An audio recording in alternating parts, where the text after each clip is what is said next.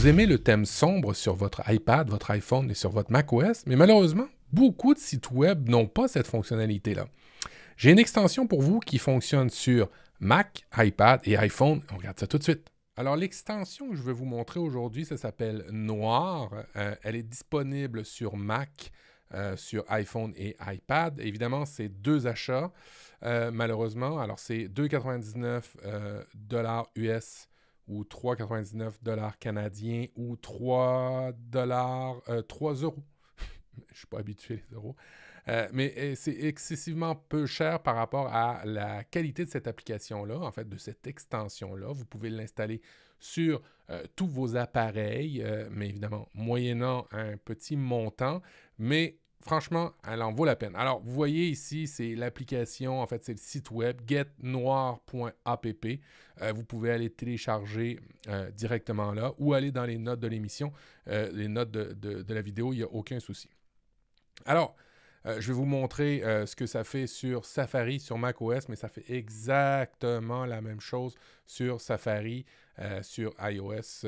Il n'y a aucun problème, c'est la même chose. Alors, vous voyez, une fois que vous installez l'application, vous l'avez acheté, vous avez ces paramètres-là. Qu'est-ce que c'est ces paramètres-là? En fait, c'est assez simple. Vous pouvez demander à Noir de se configurer automatiquement avec le mode sombre de votre appareil. Alors, si vous avez toujours le mode sombre ou que vous avez paramétrisé le mode sombre pour qu'il se fasse automatiquement à une certaine heure de la journée, il va le faire automatiquement ou toujours l'activer. Évidemment, la fonctionnalité de ne pas l'activer est intéressante pour certains sites en particulier. Si vous l'achetez, évidemment, vous n'allez pas le mettre à off, on comprend. Alors, vous avez des thèmes. Vous voyez le thème Grey, le thème Black, le thème Sepia et le thème Dracula. Le thème Dracula, vous allez voir, c'est les mêmes couleurs que l'application Noir. Vous allez pouvoir dimmer, descendre un peu l'intensité des images. Vous allez pouvoir aussi avoir des raccourcis clavier pour l'activer et désactiver directement dans Safari. Ça peut être super intéressant. On regarde comment ça fonctionne tout de suite. Je vais sur le site New York Times. Vous voyez, j'ai mis le thème gris. Et si je mets le thème, on va mettre le thème noir de base qui arrive avec, vous allez voir un peu ce que ça fait. Tout est en noir. Évidemment, il fait une inversion des couleurs pour certains logos qui sont noirs pour les mettre en blanc. Ça, c'est correct. Vous allez voir si je dédime, si j'augmente l'intensité de l'image, vous allez voir ce que ça donne tout de suite.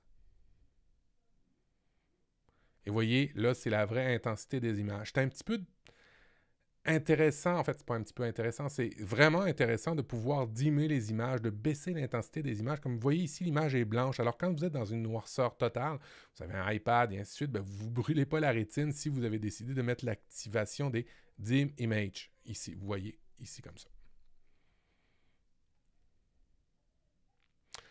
La fonctionnalité est identique sur iPhone, iPad et les applications, les e-devices. Là, vous le voyez ici. Là, vous pouvez faire exactement les mêmes fonctionnalités sur iPad ou sur iPhone.